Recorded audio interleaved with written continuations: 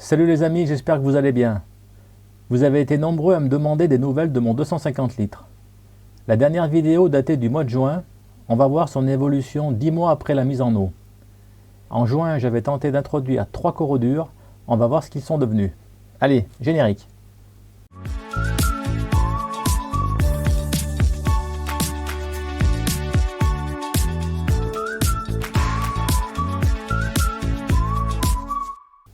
Voici une vue d'ensemble du bac. Pour ceux qui découvrent cette vidéo, je rappelle que j'utilise la méthode aqua exotique, sans décantation ni écumeur.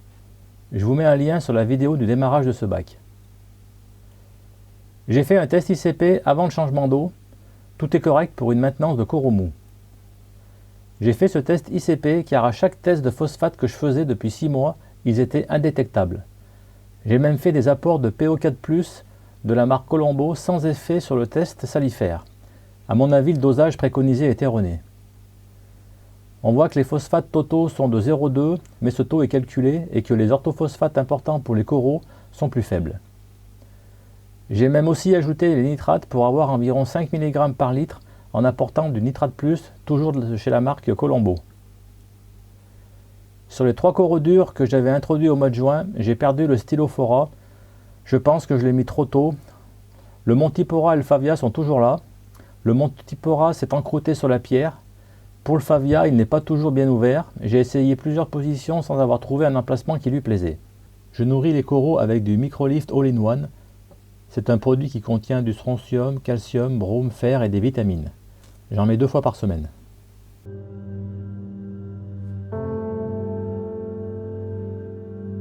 Depuis 2 mois, j'ai une prolifération de planaires. Comme il en existe de nombreuses variétés, j'ai sollicité Aquamicrophone pour m'aider à les identifier.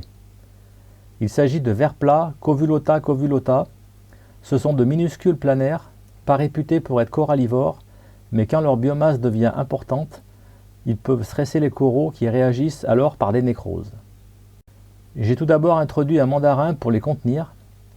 J'avais aussi mis un labre Alicores chloropterus, mais je n'ai pas noté de grands changements sur les planaires. Et puis ce labre s'enfouissait régulièrement dans le sable et m'en foutait un peu partout. Je l'ai ramené en pension chez Michel. Pour l'instant, je régule ces planaires en les siphonnant. S'ils deviennent hors de contrôle, je mettrai un nudibranche Chelidonura varians. Le problème, c'est qu'il se nourrit uniquement de planaires, donc quand il n'y en a plus, c'est la mort assurée.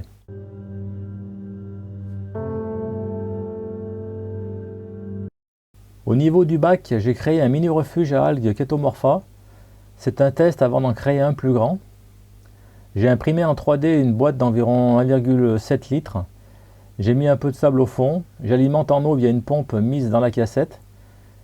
L'éclairage est assuré par une mini ramplette de 20 cm de 3,5 watts que j'allume environ 10 heures par jour. Ce refuge est très petit, mais la Chaeto pousse bien et c'est un refuge pour la macrofaune. Ici, on voit la récolte après environ 1 mois et demi. J'ai un peu de Rasmosa avec la Chaeto que je donne à mes chirurgiens.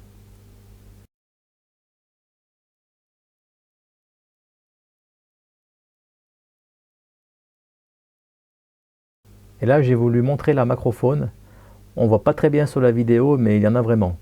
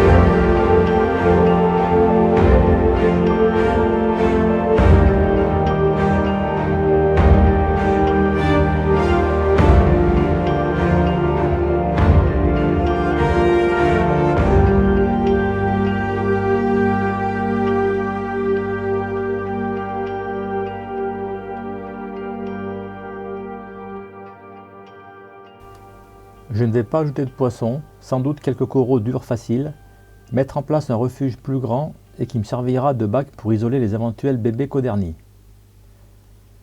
Voilà l'état de ce bac après 10 mois de mise en eau et un changement d'eau. Cette vidéo était attendue par un grand nombre d'abonnés. Vous voyez que même avec de l'expérience, on est aussi confronté à des problèmes. Personne n'est à l'abri. J'espère que la vidéo vous a plu. Un petit pouce bleu. Merci pour vos soutiens et à bientôt sur la chaîne Le Récifal Facile. Salut!